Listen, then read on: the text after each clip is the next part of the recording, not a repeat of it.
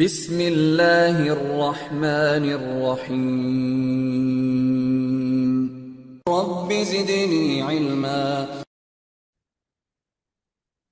إن الحمد لله نحمده ونستعينه ونستغفره ونعوذ بالله من شرور أنفسنا ومن سيئات أعمالنا من يهده الله فلا مضل له ومن يضلل فلا هادي له وأشهد أن لا إله إلا الله وحده لا شريك له وأشهد أن محمدا عبده ورسوله فإن خير الحديث كتاب الله وخير الهدي هدي محمد صلى الله عليه وسلم وشر الأمور محدثاتها وكل محدثة بدعة وكل بدعة ضلالة وكل ضلالة في النار. قال الله تبارك وتعالى في القرآن المجيد والفرقان الحميد بعد أن أقول أعوذ بالله السميع العليم من الشيطان الرجيم من حمزه ونفخه ونفثه.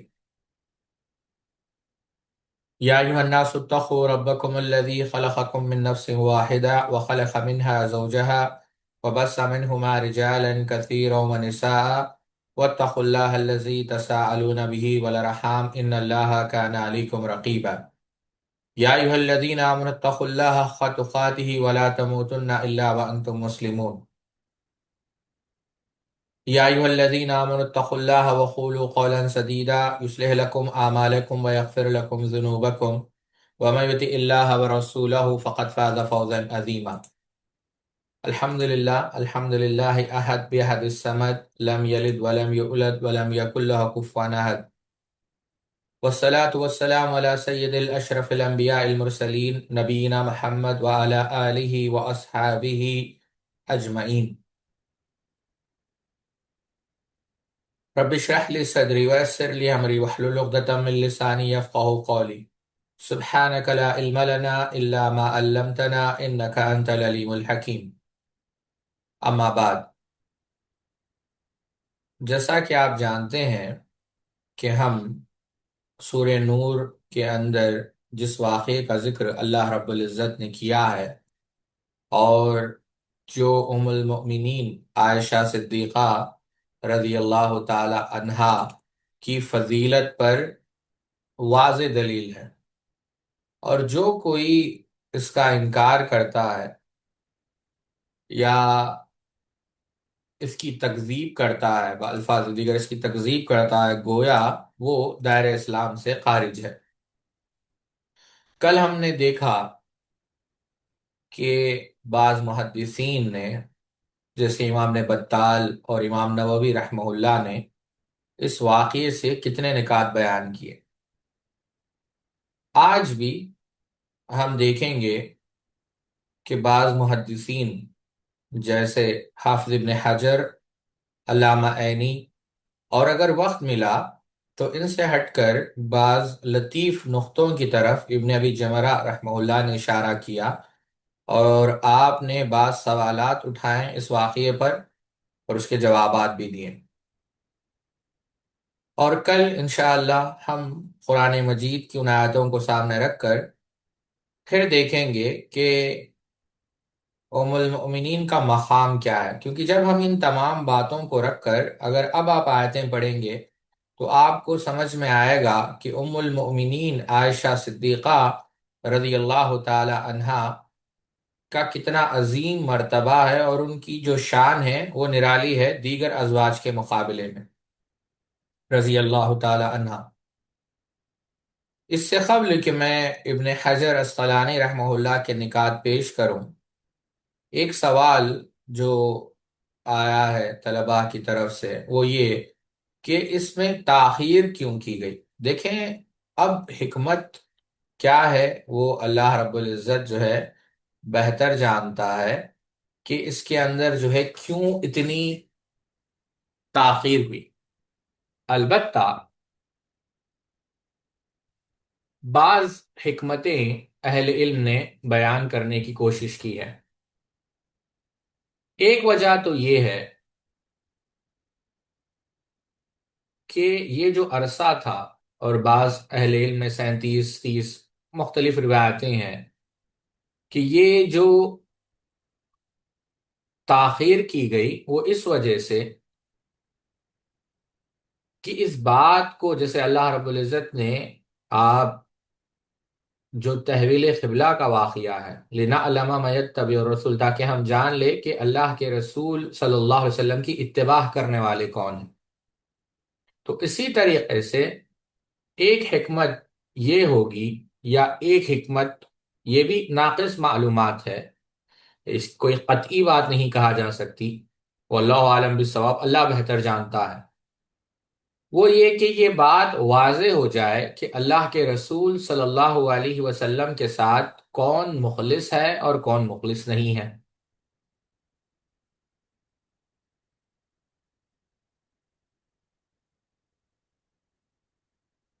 اور دوسری وجہ یہ تھی کہ حد کا فیصلہ جو ہے صادر کر دیا جائے۔ اور ایک حکمت یہ بھی بیان کی گئی، جیسا کہ آپ جانتے ہیں کہ اہل بدر کی فضیلت بیان کر دی گئی۔ اللہ کے رسول صلی اللہ علیہ وسلم نے کہا کہ تحقیق یہ ہے کہ اللہ تعالیٰ اہل بدر کی طرف متوجہ ہوا اور فرمایا تم جو چاہو عمل کرو، تمہارے لیے جنت ہم نے واجب کر دی ہے۔ یہ تو حدیث ہے۔ اب یہ حدیث کا یہ معنی نہیں کہ بدری صحابی سے کوئی گناہ نہیں ہوگا، کیونکہ سیدنا حسان اور سیدنا مصطح دونوں بدری صحابہ تھے، اور دونوں پر اللہ رب العزت نے اللہ کے رسول صلی اللہ علیہ وسلم نے دونوں کو پاک کیا۔ تو اس سے کیا بات پتا چلی کہ اہل بدر کے متعلق جو حدیث وارد ہے وہ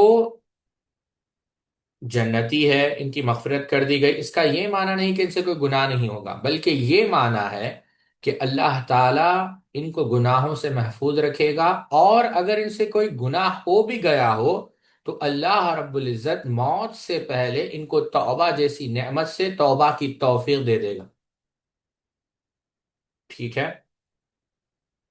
اور یہاں سے ایک بات واضح ہو گئی کہ عصمت صرف انبیاء علیہ الصلاۃ والسلام کے لیے، اور صحابہ محفوظ ہے۔ اور معصوم کا معنی یہ ہے کہ وہ اپنے قصد، اپنے ادارے سے، یعنی اپنا جو معصوم ہم جب کہتے ہیں تو اپنے قصد، انٹینشن سے، ارادے سے، ول سے وہ گناہ نہیں کرتے۔ اور محفوظ کا معنی یہ ہے کہ وہ عموماً گناہ نہیں کرتے، اور اگر بشری تقاضے سے، یعنی جو ہیومن نیچر ہے، ہیومنس آر فیلیبل بائی نیچر، ہم انفیلیبل نہیں ہیں، تو ان سے اگر کوئی گناہ ہو جائے تو اللہ تعالیٰ ان کی موت سے پہلے ان کو توبہ کی توفیق دے دیتا ہے۔ ٹھیک ہے؟ تو یہ خلاصہ اگر میں آپ کے سامنے بیان کروں تو پہلی وجہ یہ ہے مخلصین اور غیر مخلصین، دوسری یہ ہے کہ بعض مسلمانوں پر حد جاری یعنی لگائی گئی، اور تیسری یہ ہے، اس سے معلوم ہو گیا کہ جنت اور مغفرت کی بشارت گناہ نہ کرنے کے مستلزم نہیں، اور چوتھی وجہ یہ ہے کہ اس سے معصوم اور محفوظ کا فرق معلوم ہو گیا۔ تو یہ ایک سوال تھا جو آیا ہے، اور اس کا ہم جواب دے کر آگے گزرتے ہیں۔ یہ تو ایک بات ہے۔ اور آپ دیکھیں علامہ داؤدی رحمۃ اللہ علیہ نے ایک لطیف نقطہ بیان کیا ہے۔ آپ نے یہ کہا کہ جو اللہ کے رسول صلی اللہ علیہ وسلم نے کیا کہا کہ اگر تم سے کوئی گناہ ہو گیا ہے تو تم اس پر اللہ سے توبہ اور استغفار کر لو۔ تو علامہ داؤدی رحمہ اللہ نے کہا کہ اللہ کے رسول صلی اللہ علیہ وسلم نے یہ جو گناہ کا اعتراف کرنے کی دعوت دی، اور جس طرح دوسروں گناہوں کو چھپانے کا حکم دیتے تھے، ابھی آپ دیکھیں یہاں پر کہا کہ گناہ کا اعتراف کرو، اور دوسروں کو یہ کہا کہ گناہ کو چھپاؤ۔ یہاں پر گناہ کو چھپانے کا حکم نہیں دیا۔ کیوں؟ کیونکہ اللہ کے رسول صلی اللہ علیہ وسلم کے ازواج کا جو مقام ہے وہ بہت اعلیٰ ہے۔ آپ کے ازواج کے پاس، اللہ کے رسول انبیاء کے پاس ایسی خاتون نہیں ہو سکتی جو گناہ کر چکی ہو۔ تو آپ دیکھیے ازواج مطہرات کی جو شان ہے وہ دیگر خواتین سے الگ ہے۔ یہی وجہ ہے عبداللہ ابن ابی کی سزا الگ ہے اور دیگر لوگوں کی سزا الگ ہے۔ اللہ رب العزت نے عبداللہ ابن ابی کی جو سزا سنائی وہ کافی بھیانک ہے۔ جو بھی ام المؤمنین سے نفرت کرتے ہیں، بغض رکھتے ہیں، تہمت لگاتے ہیں، اللہ رب العزت نے 3 سزائیں سنائی۔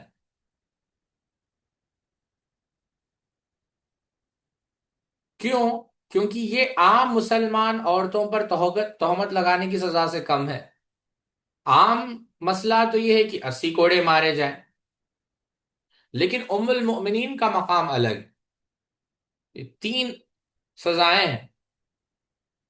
ایک تو سزا یہ ہے کہ دنیا اور آخرت میں وہ ملعون ہے، قابل لعنت ہے، اللہ کی رحمت سے وہ دور ہے۔ دوسری سزا یہ ہے کہ قیامت کے دن اس کی زبان، اس کے ہاتھ، اس کے اعضاء، اس کے پاؤں خود اس کے خلاف گواہی دیں گے۔ اور تیسری سزا یہ ہے کہ قیامت کے دن اس کو پورا عذاب دیا جائے گا، اور بہت سخت سزا ہے۔ تو یہ 3 سزائیں کس کے لیے ہے؟ جو ام المؤمنین عائشہ صدیقہ رضی اللہ تعالی عنہا سے بغض رکھتا ہے، ان کے خلاف بھوکتا ہے۔ اور آپ دیکھیں جو محبت رکھتے ہیں ان کا عالم کیا ہے۔ آپ دیکھیں سبحان اللہ، بات اگرچہ تھوڑی ہٹ رہی ہے لیکن آپ دیکھیں ایک نقطہ یہ بھی پتا چلا ساتھیوں کہ جو شخص تکلیف میں ساتھ دے وہ کبھی بھلایا نہیں جاتا۔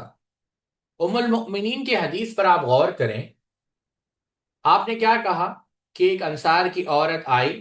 آپ دیکھیں تکلیف میں بہت ساری چیزیں بعض چیزیں آپ بھول گئے، جیسا کہ کل ہم نے دیکھا کہ سیدنا یعقوب علیہ الصلاۃ والسلام کا نام آپ بھول گئی، لیکن آپ دیکھیں اس عورت کا نام یاد ہے، انصار کی ایک عورت جو آپ کے پاس آئی اور کچھ بھی نہیں کہا، بس آپ کے غم میں شریک تھی اور رونے لگی۔ ام المؤمنین نے کہا کہ ہاں وہ ہمیں یاد ہے۔ آپ صحیح مسلم اٹھائے، جب امام احمد بن حنبل یہ جو حدیث سنا کر روتے تھے، سیدنا کعب رضی اللہ عنہ کا جو واقعہ ہے کہ اللہ تعالیٰ نے ان کی توبہ قبول کی، تو سیدنا کعب رضی اللہ تعالی عنہ کہتے ہیں کہ جب میری توبہ قبول ہوئی تو سیدنا طلحہ رضی اللہ عنہ نے میرا استقبال کیا اور مجھ سے گلے سے لگا لیا۔ میں بہت غمزدہ تھا، اور خود سیدنا کعب بن مالک رضی اللہ عنہ کہتے ہیں کہ میں طلحہ کا مجھے یوں مبارکباد دینا، مجھے گلے لگانا میں زندگی بھر نہیں بھول سکتا۔ تو یہ ایک بات ہے جو ہم نے آپ کے سامنے ذکر کی۔ بہرحال ایک اور بات جو، آواز آ رہی ہے میری؟ تو یہ بعض چیزیں تھیں اہم۔ یہاں پر ایک اور بات جو میں نے لکھ کر رکھی ہے، بھول نہ جاؤں، بعض لوگوں نے یہاں پر ایک غلطی کی ہے ساتھیوں۔ وہ غلطی کیا ہے میں آپ کو بتاتا ہوں۔ بعض لوگوں نے یہ سمجھا کہ یہ جو وعیدیں ہیں اس سے مراد نعوذ باللہ من ذالک سیدنا حسان ہے، اور انہوں نے امام بخاری رحمۃ اللہ علیہ کی ایک روایت کا سہارا لیا کہ اس سے مراد نعوذ باللہ من ذالک سیدنا حسان ابن ثابت رضی اللہ تعالیٰ عنہ ہے۔ حالانکہ یہ بھی بات غلط ہے ساتھی۔ سیدنا حسان ابن ثابت رضی اللہ تعالیٰ عنہ کا اس سے کوئی لینا دینا نہیں۔ یہ جو اللہ رب العزت نے قرآن مجید کے اندر ارشاد فرمایا، سورہ نور کی جو آیتیں ہیں، والذی تولی کبرہ منہم لہ عذاب عظیم، اس سے مراد عبداللہ ابن ابی بن سلول ہے۔ امام بخاری رحمۃ اللہ علیہ نے بہت سارے مقامات پر ایک روایت نقل کی ہے، بہت سارے مقامات پر، اور اس سے یہ ثابت کرنے کی بعض لوگوں نے کوشش کی کہ اس سے مراد سیدنا حسان ہے، حالانکہ ایسا نہیں ہے۔ وہ روایت کیا ہے ہم دیکھ لیتے ہیں۔ عن مسروق عن عائشة رضی اللہ عنہا قالت جاء حسان بن ثابت يستأذن عليها قلت أتأذيننا لهذا قالت أوليس قد أصابه عذاب عظيم قال سفيان تعني ذهب بصره فقال حسان رضان ما تزن برئبة وتسبه غرسي من لحوم الغوافل قالت لكن أنت۔ مسروق، یہ نام یاد رکھیں، نے کہا کہ ام المؤمنین عائشہ رضی اللہ تعالیٰ سے ملاقات کرنے کے لیے سیدنا حسان نے اجازت چاہی۔ میں نے عرض کیا آپ انہیں بھی اجازت دیتی ہیں، حالانکہ انہوں نے بھی آپ پر تہمت لگانے والوں کا ساتھ دیا۔ اس پر حضرت عائشہ نے کہا کیا انہیں اس کی ایک بڑی سزا نہیں ملی ہے؟ سفیان نے کہا ان کا اشارہ نابینا ہو جانے کی طرف تھا۔ پھر حضرت حسان نے یہ شعر پڑھا، اور یعنی سیدنا حسان رضی اللہ تعالی عنہ آخری عمر میں نابینا ہو گئے تھے۔ اب یہ روایت صحیح بخاری میں ہے، اور بعض لوگوں نے یہ سمجھا کہ اس سے مراد سیدنا حسان ابن ثابت ہے، حالانکہ ایسی بات نہیں ہے ساتھیوں۔ کیوں؟ میں آپ کو بتاتا ہوں، دیکھیں۔ اس کا جواب یہ ہے کہ خود ام المؤمنین عائشہ صدیقہ رضی اللہ تعالیٰ عنہ کی اپنی رائے یہ تھی کہ والذی تولی کبرہ، یعنی جس نے تہمت میں بڑا حصہ لیا، اس سے مراد کون ہے؟ ہم نے دیکھا رئیس المنافقین عبداللہ ابن ابی ہے۔ یہاں پر جو وہم ہوا ہے وہ مسروق کو ہوا ہے، رحمت اللہ علیہ۔ ان کو یہاں پر وہم ہوا ہے کہ انہوں نے کہا کہ حضرت حسان اور جتنے بھی افراد تہمت لگانے والے ہیں وہ سب اس آیت میں شامل ہیں۔ تو سیدہ عائشہ رضی اللہ تعالیٰ نے یہ جو بات کہی، برسبیل فرض یہ بات فرمائی کہ اگر وہ اس آیت میں شامل بھی ہے تو ان کا معاملہ عبداللہ ابن ابی کی طرح نہیں ہے، کیونکہ عبداللہ ابن ابی تو اللہ کے رسول صلی اللہ علیہ وسلم کو مسلسل اذیت اور تکلیف دیتا رہا اور آپ کی شان میں گستاخیاں کرتا رہا، جبکہ سیدنا حسان کا معاملہ بالکل الگ ہے۔ وہ اللہ کے رسول صلی اللہ علیہ وسلم کی حمایت، دفاع، کفار کے خلاف اشعار کہتے، اور جو بھی ان کے اوپر اعتراضات ہوتے وہ اللہ کے رسول صلی اللہ علیہ وسلم کی طرف سے جواب دیتے۔ تو دونوں بالکل بھی برابر ہیں، تو یہ بات یاد رکھیں۔ اور جو بینائی چلے گئی وہ دنیا میں ان کا کفارہ بن گیا۔ اب یہی وجہ ہے، آپ شارحین حدیث کو جب اٹھا کر دیکھیں گے، ابن حجر الاسقلانی رحمہ اللہ نے کہا کہ والذی تولی کبرہ میں سیدنا حسان کا شامل ہونا ایک پیچیدہ معاملہ ہے، کیونکہ یہ بات گزر چکی ہے کہ اس سے مراد یہ نہیں، کون ہے؟ عبداللہ ابن ابی ہے، اور یہی بات فیصل ہے، یہی بات قول معتمد ہے۔ علامہ احمد ابن اسماعیل نے بھی یہی بات کہی کہ یہ امام مسروق کا ذاتی خیال ہے، کیونکہ اس بات پر اتفاق ہے کہ جس نے تہمت میں سب سے بڑا حصہ لیا وہ عبداللہ ابن ابی سلول ہے، نہ کہ حسان ابن ثابت۔ امام خستلانی رحمت اللہ علیہ نے ارشاد الساری کے اندر یہی بات کہی کہ والذی تولی کبرہ سے مراد یہ کہنا کہ سیدنا حسان ہے، یہ بات ایسی نہیں ہے، کیونکہ بظاہر تو یہ بات معلوم ہو رہی ہے لیکن ایسی بات نہیں ہے۔ راجع بات یہ ہے کہ اس سے مراد عبداللہ ابن ابی ہے۔ علامہ محمد الفضیل المالکی رحمہ اللہ نے بھی یہی بات لکھی۔ یہ جو کہا گیا کہ نابینا ہونے سے زیادہ کیا عذاب ہوگا، یہ برسب تنزل، یعنی اگر مان لیا جائے کہ والذی تولی کبرہ میں حضرت حسان شامل ہے تو دنیا میں نابینا ہو جانا ہی ان کے لیے کافی ہے، اس کے سوا اور کوئی معنی نہیں۔ اصل تو اس کا جو سردار تھا وہ کون تھا؟ عبداللہ ابن ابی تھا۔ اور کل ہم نے یہ بات دیکھی کہ سیدنا حسان کا مقام کیا تھا ام المؤمنین کے پاس۔ طواف کا واقعہ ہم نے آپ کے سامنے ذکر کیا، ایک اور واقعہ بات سمجھانے کے لیے۔ امام سیوطی رحمہ اللہ در منصور میں نقل کرتے ہیں، محمد بن سیرین بیان کرتے ہیں، سیدہ عائشہ رضی اللہ تعالی عنہا سیدنا حسان ابن ثابت رضی اللہ تعالی عنہ کو اپنے پاس آنے کی اجازت دیتے، ٹھیک ہے؟ اب یہ جو اجازت ملتی کس کو؟ سیدنا حسان ابن ثابت رضی اللہ تعالی عنہ کو، محمد ابن سیرین فرما رہے ہیں، اور ان کے لیے تکیہ منگواتی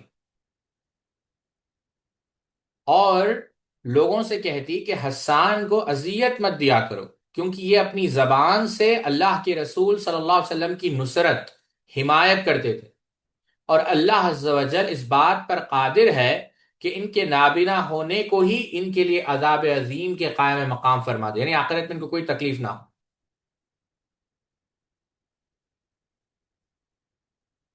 بلکہ یہاں تک کہا کہ حسان رضی اللہ عنہ کہ اللہ تعالیٰ مغفرت فرما دے اور ان کو جنت میں داخل فرما دے، یہ کوئی اللہ کے لیے بڑی بات نہیں۔ یعنی یہاں پر جو عذاب کا ذکر ہے ساتھیو، یہ دنیا میں اس تکلیف کو ان کے لیے کفارہ کر دیا گیا، اور آخرت میں اس کی کوئی جو ہے سزا نہیں ملنے والی۔ یہ بات بعض لوگ بخاری کا حوالہ دے کر یہ جو کھیل کھیلتے ہیں، یہ سراسر حماقت ہے۔ تو یہ بات یاد رکھیں کہ اس سے مراد عبداللہ ابن ابے ہے، نہ کہ سیدنا حسان ابن ثابت رضی اللہ تعالی عنہ۔ آئیے دیکھتے ہیں کہ حافظ ابن حجر اسقلانی رحمہ اللہ نے کیا کہا۔ حافظ ابن حجر اسقلانی رحمہ اللہ نے اس واقعے میں امام نووی رحمہ اللہ کے فوائد کو رکھنے کے بعد پہلی بات تو یہ کہی ابن حجر اسقلانی رحمہ اللہ نے، میں اس کو دوہرا نہیں رہا ہوں جو امام نووی رحمہ اللہ نے ذکر کیے۔ ایک تو یہ فائدہ حاصل ہوا کہ یہ بات جائز ہے کسی کے لیے کہ اس کی جو فضیلت اگر وارد ہوئی ہے تو وہ فضیلت بیان کرے، جیسا کہ فضیلت بیان کی گئی۔ یہ بھی چیز کہ اس بات کا خیال کیا جائے، اس بات کی طرف توجہ دی جائے کہ لوگ گناہ میں نہ گرے، یعنی لوگوں کو گناہ میں گرنے کے لیے ہم نہ چھوڑیں۔ ایک اور بات سمجھ میں آئی کہ جو ہودج ہے وہ وہی مقصد کو پورا کر رہا ہے جو گھر کا مقصد ہے، یعنی پردے کا۔ ایک اور فائدہ جو ابن حجر نے بیان کیا ہے کہ عورت کو اس بات کی اجازت ہے کہ یعنی اس چیز سے وہ پردہ کرے جو اس کے جسم سے لگی ہوئی نہ ہو، دور ہو۔ مال کا خیال رکھا جائے اگرچہ وہ مال چھوٹا ہی کیوں نہ ہو، کیونکہ مال کو ضائع کرنا مندوب نہیں ہے۔ لشکر کے ساتھ ایک ایسا محافظ ہو جو جو کمزور ہے ان کی مدد کر سکے، جو گر جائے اس کو محفوظ کر سکے، اور بھی مصلحتیں اس کے اندر ہے۔ اگر ہم کوئی ایسی چیز سنیں جس کے بارے میں ہمیں یقین ہو یا ہمارا یہ تصور ہو کہ وہ جھوٹ ہے تو سبحان اللہ کہے۔ یہ کہنا کہ ہم کسی کے متعلق خیر کے علاوہ کچھ نہیں جانتے، یہ کافی ہے اس بات کو بتانے کے لیے کہ وہ شخص جس کے بارے میں ہم کہہ رہے ہیں وہ امین ہے، صادق ہے، قابل اعتماد ہے۔ کسی شخص کے بارے میں پوچھا جائے تو اس کے خطائیں ذکر کرنے سے پہلے عذر ہم تلاش کریں۔ اللہ کے رسول صلی اللہ علیہ وسلم نے، 10ویں بات، اللہ کے رسول صلی اللہ علیہ وسلم نے فیصلہ نہیں کیا جب تک کہ وحی نازل نہیں ہوئی۔ آپ صلی اللہ علیہ وسلم نے کچھ نہیں کہا یقین کے ساتھ جب تک کہ وحی نازل نہیں ہو۔ وما ينطق عن الهوى ان هو الا وحی یوحی۔ اللہ کے لیے، اللہ کے رسول صلی اللہ علیہ وسلم کو راضی کرنے کے لیے غضبناک ہونا یا غصے میں آنا یا جوش یہ کوئی بری چیز نہیں ہے، جیسا کہ ہم نے دیکھا اسید ابن حضیر رضی اللہ تعالیٰ عنہ کو۔ اب نقصان برداشت کرنا یا جو ایزے کو تحمل سے جو ہے اس کو قبول کرنا، جو عوارض ہے، جو سرکمسٹانسز ہے، اللہ تعالیٰ پہ توکل کرتے ہوئے اس کو جھیلنا، یہ اس کے اندر فضیلت بیان کی گئی ہے کہ دیکھیں کیا کیا فضیلتیں ملی ہیں۔ جو شخص اللہ کے رسول صلی اللہ علیہ وسلم کی اتباع نہیں کرتا، آپ کی لائی ہوئی شریعت کی مخالفت کرتا ہے، اگرچہ وہ ہمارا قریبی دوست ہی کیوں نہ ہو، اس سے دوری اختیار کرنا۔ ام مستح اور مستح، جو کوئی اللہ کے رسول کو نقصان پہنچائے قول کے ذریعے سے یا فعل کے ذریعے سے، وہ واجب القتل ہے، جیسا کہ سیدنا سعد بن معاذ رضی اللہ تعالیٰ عنہ۔ یہاں پر ایک نقطہ میں آپ کو بتانا چاہتا ہوں، کوشش کریں اس نقطے کو یاد رکھیں۔ ویسے بہت سارے نکات ہیں لیکن موضوع سے ہم ہٹ جائیں گے، اس لیے میں ہر نقطہ بیان نہیں کرتا۔ یہ جو سعد بن معاذ رضی اللہ تعالیٰ کا ذکر ہے نا، اس پر علامہ ابن حزم رحمۃ اللہ علیہ نے کلام کیا ہے۔ علامہ ابن حزم رحمۃ اللہ علیہ نے کہا کہ امام بخاری رحمۃ اللہ علیہ نے جو یہاں پر سعد بن معاذ کا ذکر کیا ہے وہ امام بخاری کی غلطی ہے، خطا ہے، ان کو وہم ہوا ہے۔ کیونکہ سعد ابن معاذ تو غزوہ بنو قریظہ کے بعد فوت ہو گئے، اور غزوہ بنو قریظہ ہوا 4 ہجری میں، اور دونوں غزووں کے درمیان یعنی غزوہ بنو قریظہ اور غزوہ بنو مصطلق تقریباً 2 سال کا عرصہ ہے۔ اور امام بخاری رحمہ اللہ بشر ہے، اور کوئی بھی بشر جو ہے وہم سے خالی نہیں اور محفوظ نہیں، یہ بات ابن حزم رحمۃ اللہ علیہ نے کہی۔ علامہ ابن العرابی رحمۃ اللہ علیہ جو امام غزالی کے شاگرد ہیں، انہوں نے بھی یہی کہا کہ تمام راوی اس پر متفق ہے کہ اس حدیث میں جو سیدنا سعد ابن معاذ کا ذکر ہے وہ امام بخاری کا وہم ہے۔ ابن عبد البر رحمۃ اللہ علیہ نے بھی یہی بات کہی کہ یہاں جو ہے سعد ابن معاذ کا جو ذکر ہے یہ وہم ہے اور خطا ہے۔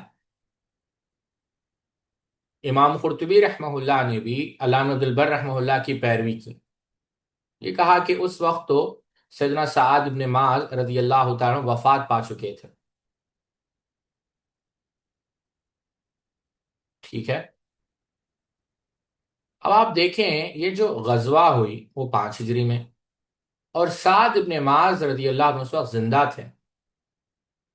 جیسا کہ آپ اس حدیث میں دیکھیں، سعد ابن عبادہ سے مباحثے کا ذکر ہے، اور پھر اس کے بعد شوال 5 ہجری میں غزوہ خندق ہوئی، اور غزوہ خندق سے کنیکٹڈ ہی متصل ہی بنی قریظہ ہوا، اور اس کے بعد سعد بن معاذ رضی اللہ عنہ فوت ہوئے۔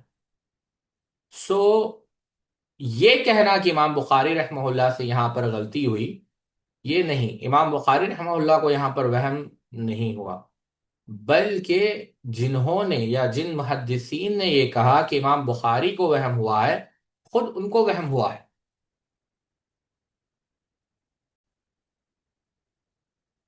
حافظ ابن حجر عسقلانی رحمۃ اللہ علیہ نے یہ بھی کہا کہ اگر کوئی شخص کسی آزمائش میں، کسی پریشانی میں، تکلیف مبتلا ہو، تو اس کا جو ہے ہم سہارا بن۔ ایک اور چیز وہ یہ ہے، سیدنا ابو بکر صدیق رضی اللہ عنہ کتنے محتاط تھے اپنے جو معاملات تھے اس میں۔ آپ دیکھیں یہ سلسلہ 1 مہینے تک چلا، لیکن آپ نہیں دیکھیں گے کہ سیدنا ابو بکر صدیق رضی اللہ تعالیٰ نے کوئی ایک کلمہ بھی ادا کیا گیا۔ ٹھیک ہے، تو اس میں سیدنا ابو بکر کی بھی فضیلت ہے۔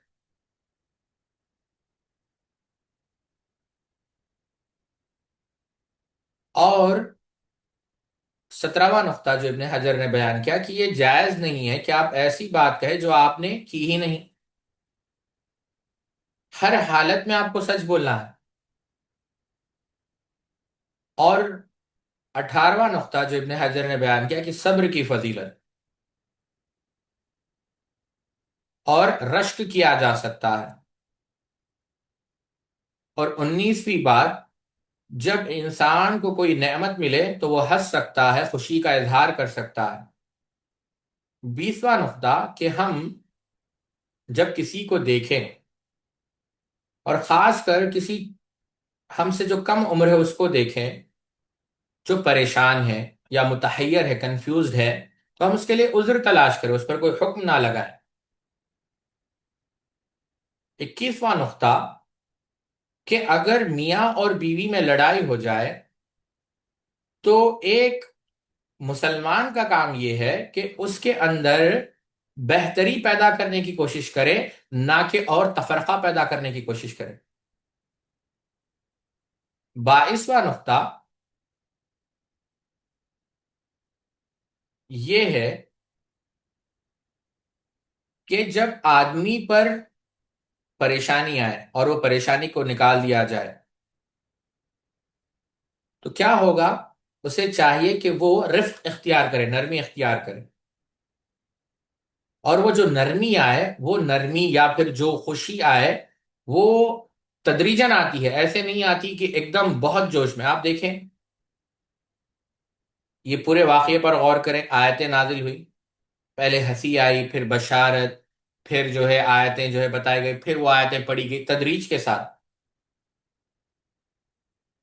اور یہ کہ ظلمتوں کا جو بول بالا ہے ان قریب ایک سورج نکلنے والا ہے، یعنی جب کبھی جتنی پریشانیاں بڑھے گی اس کے بعد راحت آئے گی۔ یہی وجہ ہے، ابن رجب نے کہا بھی ہے کہ جو انتظار ہے، خوشی کا انتظار کرنا شدت کے موقع پر، تکلیف کے موقع پر، یہ عبادت ہے۔ اور یہاں پر توکل کی فضیلت بیان کی گئی ہے، اور یہاں پر یہ سبق دیا گیا ہے کہ جب انبیاء علیہ الصلاۃ والسلام کے ساتھ ایسے واقعات ہوئے ہیں تو ہمیں اس سے عبرت لینی چاہیے کہ ہمارے زندگی میں بھی اگر ایسے واقعات پیش آئے تو ہمارا معاملہ بھی ایسا ہی۔ اور یہاں پر غیبت کی مذمت کی گئی ہے، غیبت سننے والے کی مذمت کی گئی ہے، غیبت پھیلانے والے کی مذمت کی گئی ہے، اور ام المؤمنین کی فضیلت اور ام المؤمنین کی فتح پر شک کرنے والے کے کفر کو بیان کیا گیا ہے۔ اور مصلحت، اگر یہ دیکھا جائے کہ کسی شرعی حکم کو نافذ کرنے میں فتنے کا امکان ہے تو کیا کیا جائے گا، اس سے اعراض کیا جائے گا۔ اور یہ بھی ایک نقطہ ابن حجر نے بیان کیا ہے کہ جب غصے میں ہو انسان تو کوئی فیصلہ صادر نہ کرے۔ یہ امام نے حجر رحمت اللہ علیہ نے بیان کیا۔ یہاں تک سمجھ گئے آپ لوگ؟ علامہ عینی رحمت اللہ علیہ نے عمدۃ القاری کے اندر 30 فقی مسائل سے استنباط کی۔ ایک مسئلہ تو یہی کہ کسی حدیث کے متعدد اگر ٹکڑے ہوں تو اس کو جمع کر کے روایت کرنا جائز ہے۔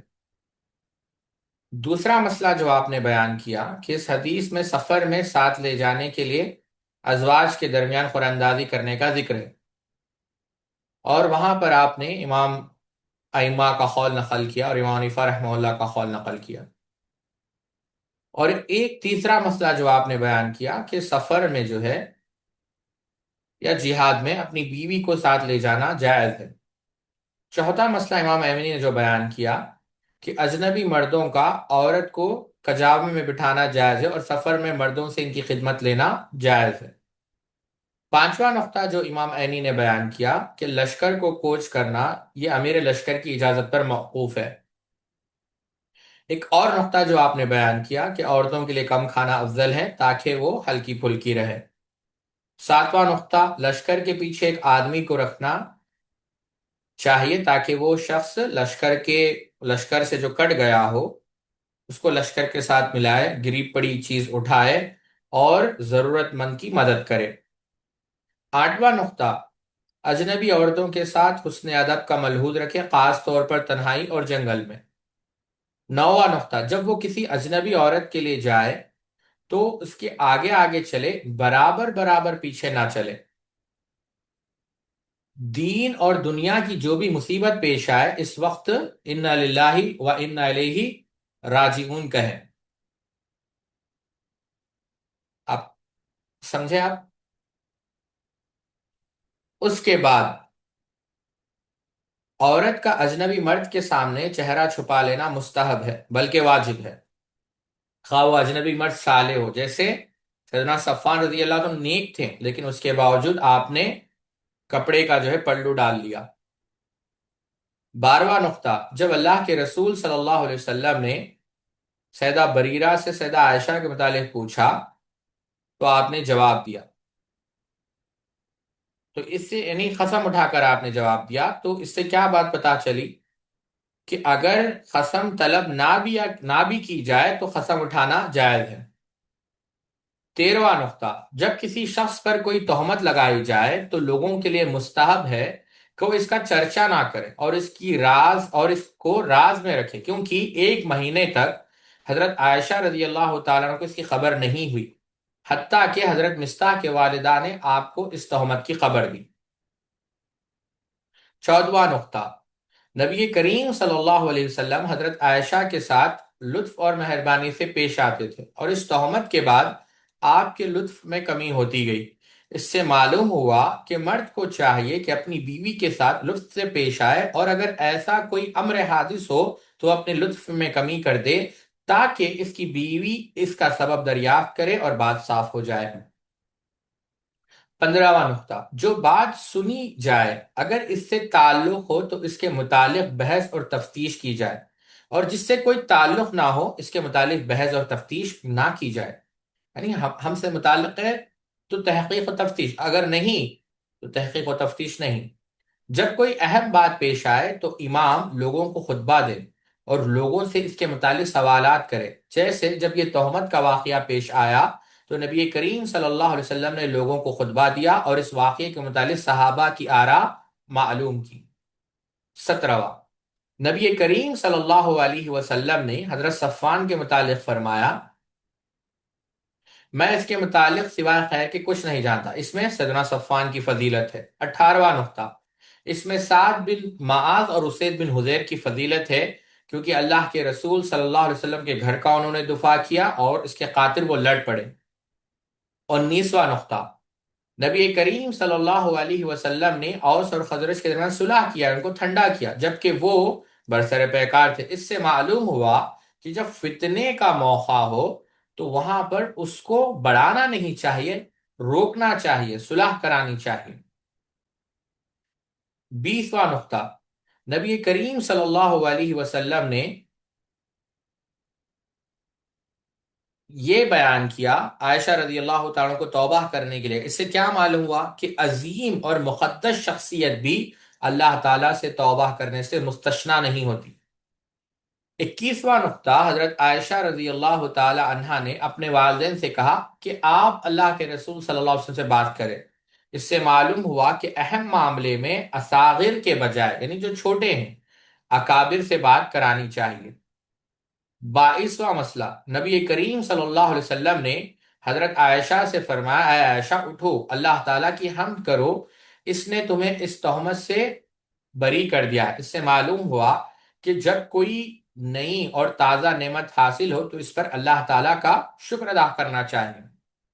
23ویں نعمت، اس حدیث سے معلوم ہوا کہ عورتوں سے بھی تعدیل اور تزکیہ کرانا جائز ہے، کیونکہ نبی کریم صلی اللہ علیہ وسلم نے سیدہ بریرہ اور سیدہ زینب سے حضرت عائشہ کے متعلق سوال کیا اور انہوں نے سیدہ عائشہ کی فضیلت بیان کی، اور اس چیز کے متعلق امام بخاری رحمۃ اللہ علیہ نے عنوان بھی قائم کیا ہے۔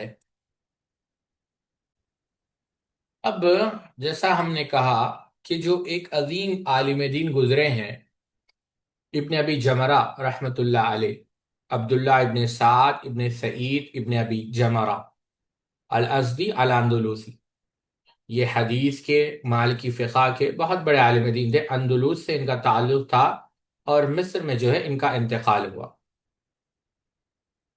آپ کی بہت ساری تصانیف ہے ابن ابی جمرہ رحمۃ اللہ علیہ کی۔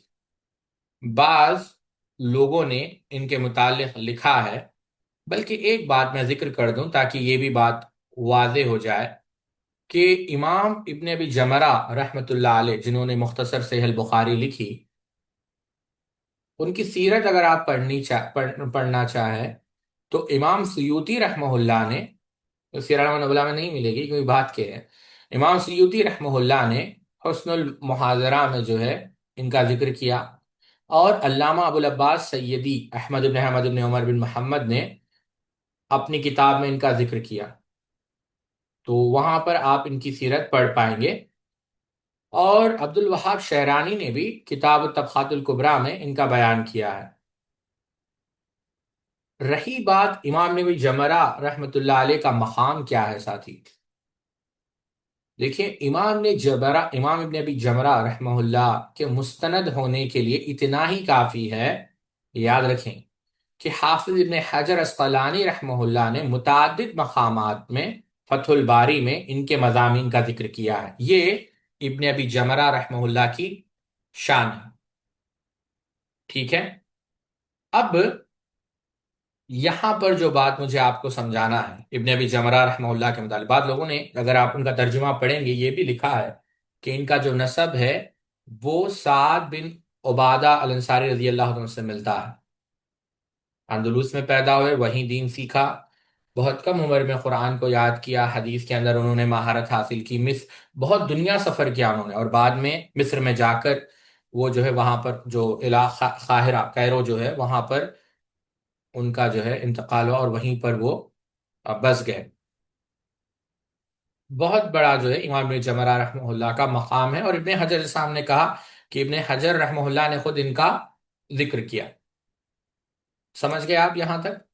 کل انشاءاللہ ہم ابن ابی جمرہ رحمۃ اللہ علیہ کی جو واقعات ہے، ابن ابی جمرہ رحمہ اللہ نے جو افک پر کلام کیا، انشاءاللہ وہ ہم آپ کے سامنے رکھ کر اپنی بات کو ختم کریں گے۔ سبحانک اللہم و بحمدک، اشہد ان لا الہ الا انت، استغفرک و اتوب الیک۔